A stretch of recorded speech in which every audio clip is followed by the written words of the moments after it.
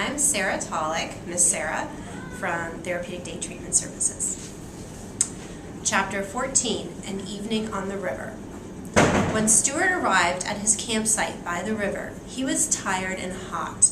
He put the canoe in the water and was sorry to see that it leaked badly.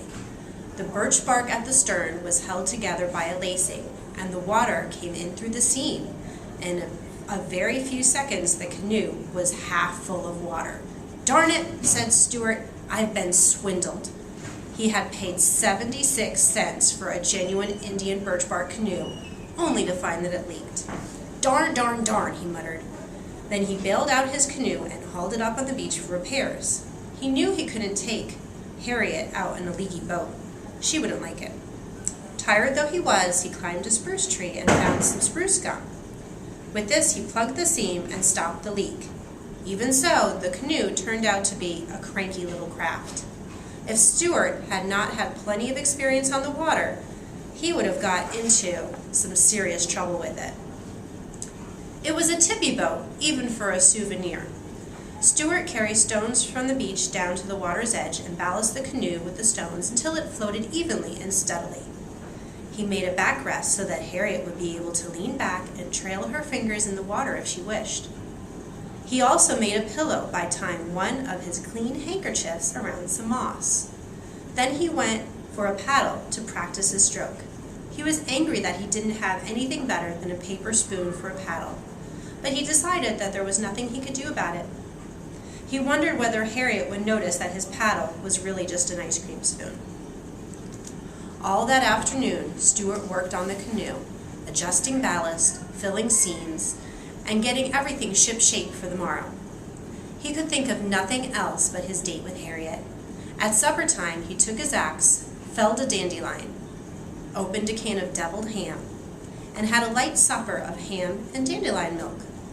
After supper, he propped himself up against a fern, bit off some spruce gum for a chew, and lay there on the bank dreaming and chewing gum.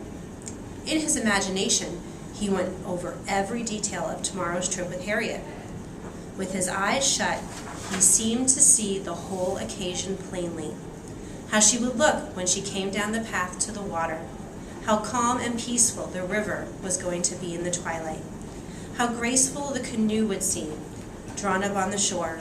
In imagination, he lived every minute of their evening together. They would paddle to a large lily pad upstream, and he would invite Harriet to step out on the pad and sit a while. Stuart planned to wear his swimming trunks under his clothes so that he could dive off the lily pad into the cool stream. He would swim the crawl stroke up and down and all around the lily pad while Harriet watched, admiring his ability as a swimmer. Stuart chewed the spruce gum very rapidly as he thought about this part of the episode. Suddenly, Stuart opened his eyes and sat up. He thought about the letter he had sent and wondered whether or not it had been delivered. It was an unusually small letter, of course, and might have gone unnoticed in the letterbox. This idea filled him with fears and worries. But soon he left his thoughts returned to the river. As he lay there, a whippoorwill began to sing on the opposite shore.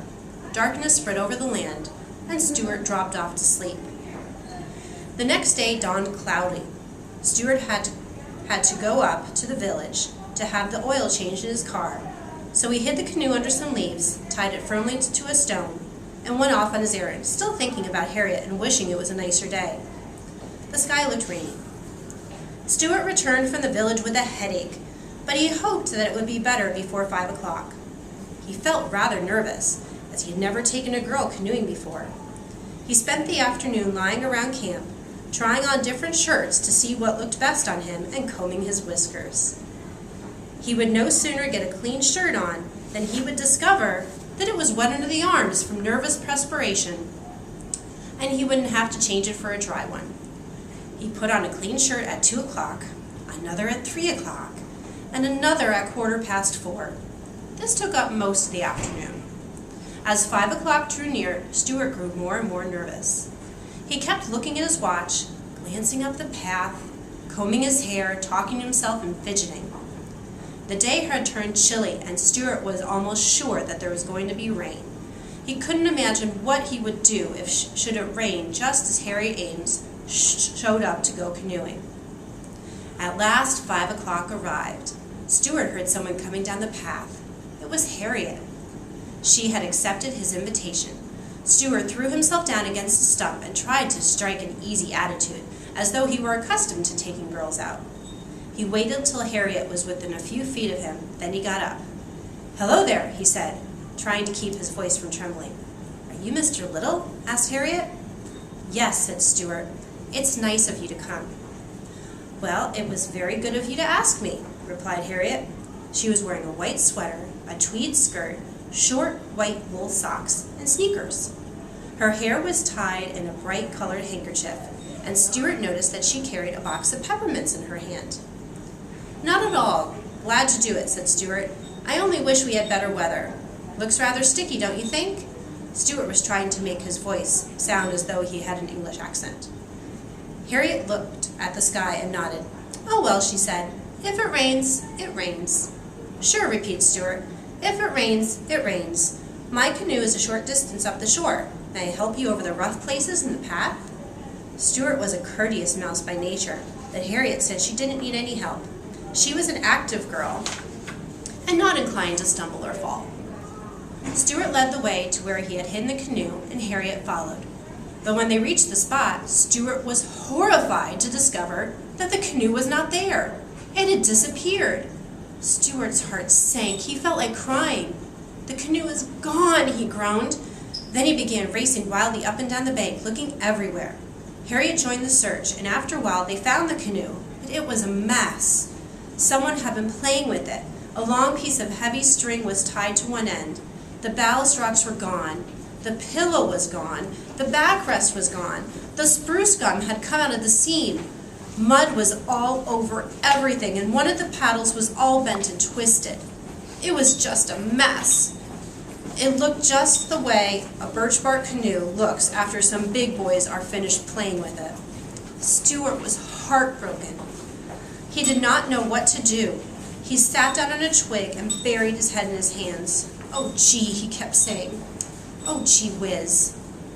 "What's the trouble?" asked Harriet. "Miss Ames," said Stuart in a trembling voice, "I assure you that I have everything beautifully arranged, everything, and now look." Harriet was fixing the canoe up and going on the river anyway, but Stuart couldn't stand that idea. "It's no use," he said bitterly. "It won't be the same." "The same as what?" asked Harriet.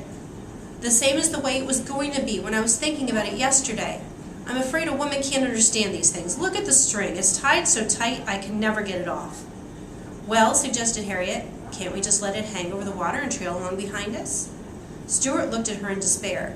"Did you ever see an Indian paddling along with some quiet, unspoiled river with a great big piece of rope dragging astern?" he asked.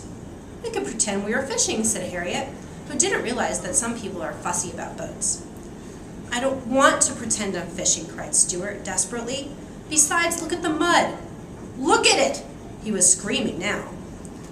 Harriet sat down on the twig beside Stuart. She offered him a peppermint, but he shook his head.